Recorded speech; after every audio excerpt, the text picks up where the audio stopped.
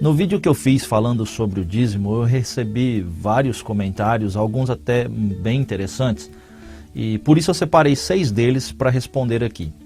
E para você entender o que eu vou falar nesse vídeo, você tem que assistir o outro vídeo onde eu falo sobre o dízimo, e o link eu vou deixar aí na descrição. Antes de começar, eu quero dizer que eu estou montando um site do canal, e também está nos planos aí montar um curso, eu acho que em módulos, alguma coisa assim. Então você aguarda, peço que você tenha paciência, ok? Como eu faço tudo sozinho, pode ser que demore um pouco. Vamos para o assunto do vídeo então. E eu peguei os comentários e transformei eles em perguntas, para você já ter uma ideia do que é que eu vou falar aqui. A primeira pergunta é, qual a motivação de Abraão em dar o dízimo? A segunda, se eu der o dízimo como oferta, estarei debaixo da lei? E a terceira, qual igreja você lidera? A quarta, a igreja pode ter um local próprio para reunir? E a quinta, por que é melhor as ofertas serem discretas, já que não há um verso bíblico sobre isso? E a sexta, o pastor disse que se eu não der o dízimo, serei amaldiçoado e irei para o inferno. Isso é verdade? Se você já gostou do assunto, deixe seu like aí, comente, compartilhe e se inscreva no canal. Vamos então aqui para o primeiro comentário, que é do Edmilson. Eu vou ler aqui para você. O Edmilson ele fala o seguinte: prezado Otávio Trinque, paz querido, gostaria que falasse um pouco sobre a motivação de Abraão em dar o dízimo a Melquisedeque. Igreja e Israel tem origem nele, Jacó também seguiu o exemplo do avô. Assunto delicado, bem explicado, mas não me vejo sendo um não dizimista, porém sou um péssimo ofertante. Faço parte de uma congregação pequena, onde não há imposição a ser dizimista e nenhum tipo de retaliação, mas o dízimo é praticado e o Senhor tem abençoado seu povo. Olha, sobre o dízimo de Abraão e Jacó, você irá encontrar muitas interpretações, algumas até bem estranhas. Mas nós temos que ficar apenas com o que está nas Escrituras, e as Escrituras não nos dão muitos detalhes sobre esse caso. O texto bíblico mostra que Abraão deu o dízimo para Melquisedeque dos despojos de guerra e não dos bens que ele já tinha. E se você quer saber com qual motivação ele fez isso, o texto não diz. E tudo que eu falar aqui para você será mera conjectura, e é perigoso isso. Aliás, essa passagem sobre Melquisedeque, ela é muito enigmática, e em Hebreus capítulo 7, quando fala também sobre Melquisedeque, o texto continua enigmático e não dá para termos conclusões claras, serão apenas interpretações. É importante lembrar que há passagens nas Escrituras que nós não entenderemos na sua totalidade, porque elas dependem de um contexto do qual nós não temos mais conhecimento. E é exatamente nesses casos que surgem as mais diversas interpretações e até mesmo onde nascem heresias, não é? Eu prefiro me calar em questões onde a Bíblia não traz muitas informações, ou quando eu falar eu deixo bem claro que é minha interpretação. No caso de Jacó, quando ele disse que daria o dízimo, ele disse que daria o dízimo de tudo, né? De tudo que Deus desse para ele, no caso o Senhor o abençoasse. Veja que a motivação de Jacó, nesse caso, foi negociar com Deus. Ou seja, se me der, eu dou. É mais ou menos isso, né? Está ali em Gênesis 28 e 22. Mas a pergunta que eu faço é, onde esse dízimo de Jacó foi utilizado? Sabemos que na lei o dízimo foi dado para a tribo de Levi e para a manutenção do templo. Mas e Jacó? O dízimo dele seria usado em quê? Bom, essa é mais uma questão que o texto não responde. Mas eu já li algumas interpretações bem estranhas e, como já disse, eu prefiro ficar apenas com o que está no texto. Eu entendo que embora Abraão e Jacó eles tenham dado o dízimo, e isso antes da lei, não significa que devemos adotar o dízimo como um sistema de manutenção para a igreja, porque a igreja ela está em um outro nível no plano divino. Porém, eu não vejo um problema se você quiser fazer esse pacto com Deus de dar 10% de sua renda. Isso é entre você e Deus. Não faz parte das doutrinas para a igreja, que fique bem claro isso. Eu, como líder de um grupo de cristãos, eu não posso ensinar o dízimo como um mandamento para a igreja, porque isso não está no Novo Testamento. Mas quem quiser estipular como valor de oferta os 10%, olha, não há nada de errado nisso. Assim como não há nada de errado em estipular 20% ou 5% ou ainda não estipular valor fixo nenhum. Então, Edmilson, se você dá 10% como oferta, olha, eu não vejo problema nisso, desde que não seja como uma obrigação legalista ou por imposição dos líderes. E como você já falou, a igreja onde você está não impõe isso. Porque a igreja, ela é mantida por ofertas voluntárias e devemos cooperar sim com a obra de Deus. Porque nada é feito sem despesas financeiras e é dever do cristão cooperar com a divulgação do evangelho. Então, seja dando 10% ou ofertando mais ou até menos, o que é importante é participar com seus bens na obra de Deus, certo? A próxima pergunta é do Luiz e ele diz o seguinte: entendi a explicação, mas e se eu quiser dar 10% dos meus ganhos como oferta? Já me falaram que se eu assim o fizer, eu estarei me colocando debaixo da lei de Moisés novamente. Isso tem fundamento? Outra coisa, qual igreja você lidera? Eu já falei um pouco sobre isso na resposta anterior. E se você propôs dar 10% de sua renda como oferta, isso não está errado. E não tem nada a ver com estar debaixo da lei. Na verdade, o dízimo no tempo da lei não tem nada a ver com o que é praticado como dízimo na igreja hoje. Agora, se você dá 10% como ordenança ou por imposição da igreja, então você está agindo de forma errada sim. Eu posso estipular dar mensalmente 10% de minha renda, ou 20%, ou 5%. O valor não é determinado pelo Novo Testamento. Se você quiser dar até 100%, você dá. Nós temos exemplo disso em Atos. O que vale é reconhecer que há necessidade de ofertar. E aqui eu faço uma observação, porque infelizmente há muitos que são contra o dízimo, mas não pelo motivo correto. São contra o dízimo porque não querem ofertar. E isso é um erro ainda maior. Portanto, continue ofertando conforme você tiver proposto no seu coração. E a segunda pergunta que o Luiz faz é: qual igreja eu lidero? Olha, Luiz, muita gente me faz essa pergunta.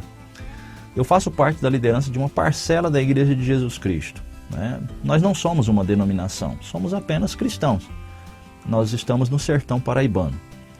Não temos nada contra igrejas que usam um nome distintivo, apenas entendemos que nós, como uma comunidade local aqui, devemos manter a igreja como uma comunidade de cristãos e não como uma organização religiosa.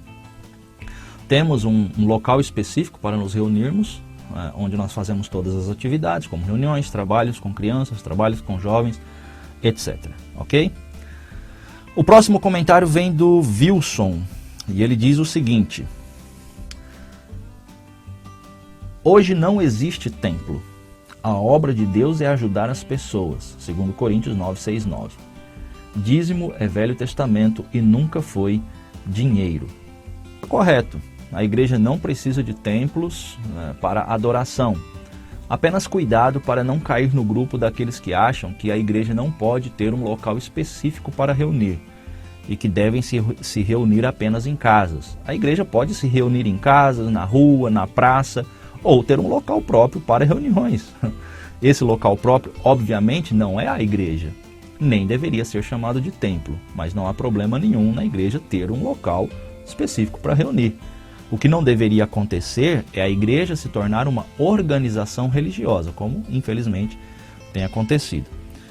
Aliás, eu tenho um vídeo onde eu falo sobre o que é igreja, link na descrição, seria interessante você assistir. Você também está certo quando diz que as ofertas elas devem ser para ajudar as pessoas, porém, não apenas para isso. Há muitas outras necessidades supridas com ofertas, como por exemplo, há diversos missionários em países e locais distantes que são mantidos por ofertas. Também tem a aquisição de materiais para evangelização, como Bíblias, livros, etc. O apóstolo Paulo ele traz boas instruções sobre ofertas em suas cartas. Eu até vou comentar mais sobre essa questão em um outro vídeo. São muitas necessidades na obra de evangelização, por isso é importante ofertarmos, pois as ofertas são para o crescimento da obra de Deus. Agora eu respondo 2 comentários ao mesmo tempo, porque são perguntas iguais. Eu vou ler primeiro os 2 comentários e depois eu respondo. A primeira é do Fernando, ele diz o seguinte: discordo somente da parte que ninguém deve saber quem deu. Qual versículo diz que devemos dar às escondidas? Não vejo problema algum em colocar a oferta no ofertório, e a igreja vendo quem está botando ou não. Fora isso, concordo com tudo, porque é bíblico.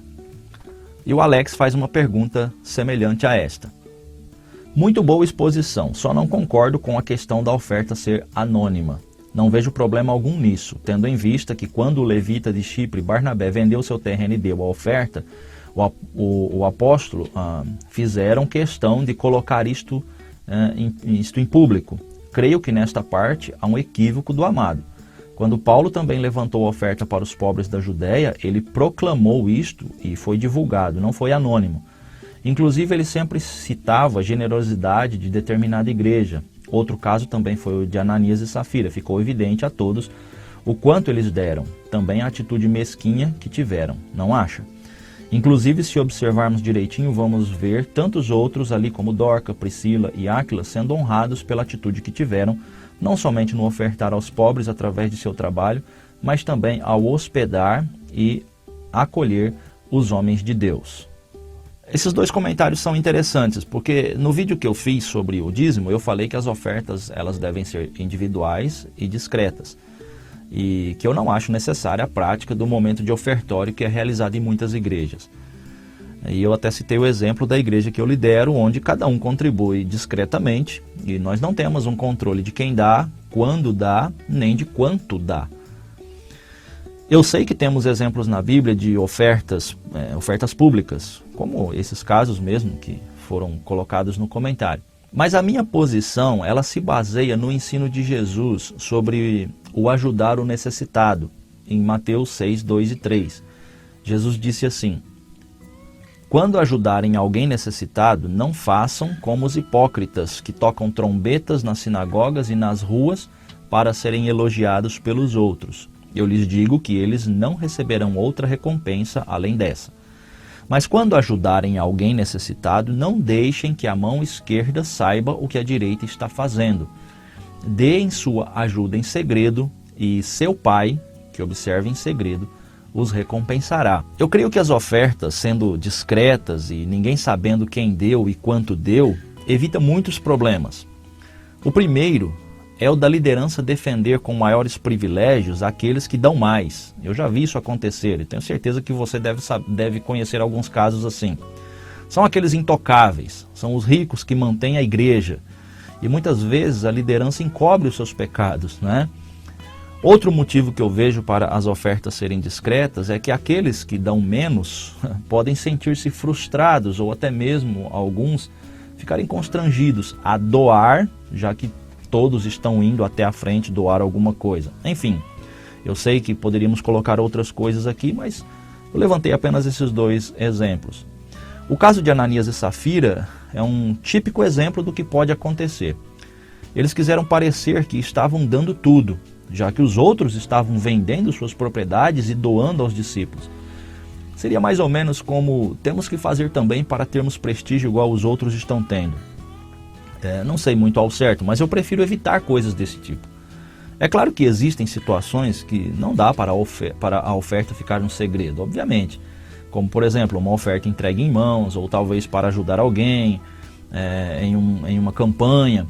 Mas são casos extras. Eu me refiro àquela prática costumeira de ofertar na igreja, aquela prática diária da igreja. Nesse caso, eu realmente prefiro ficar com a discrição. Então, se você fala assim, mas é errado fazer o ofertório público ou fazer controle de quem dá e de quanto dá? Olha, eu não tenho base doutrinária dos apóstolos para responder isso. Não existe mesmo um versículo falando contra isso. Mas em minha opinião e por experiência, o princípio de Jesus sobre ajudar os necessitados é melhor. E o último comentário selecionado foi o do Elcio. E com certeza esse é um comentário preocupante. Ele diz o seguinte: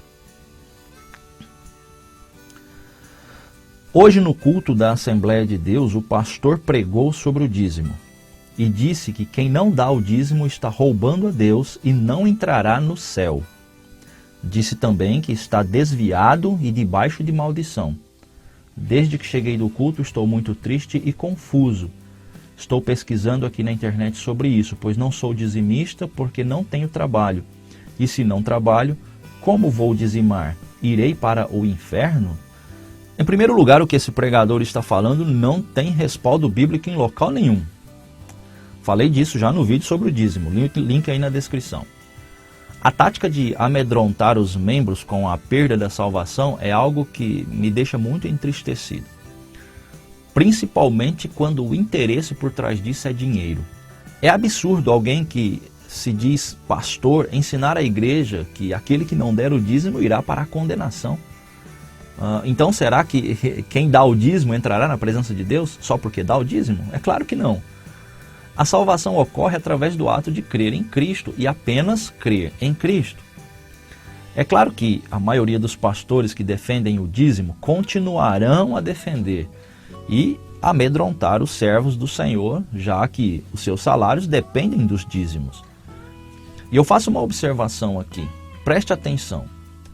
O problema não é a igreja decidir sustentar algum missionário, pastor, projeto, ou seja lá o que for. Mas o problema é usar de persuasão e métodos antibíblicos para arrecadar dinheiro e manter cargos e atividades na igreja. Isso é algo totalmente errado. É lamentável atitudes como essas, vindas de líderes que deveriam estar ensinando a verdade e transformam os ensinos das Escrituras em mentiras.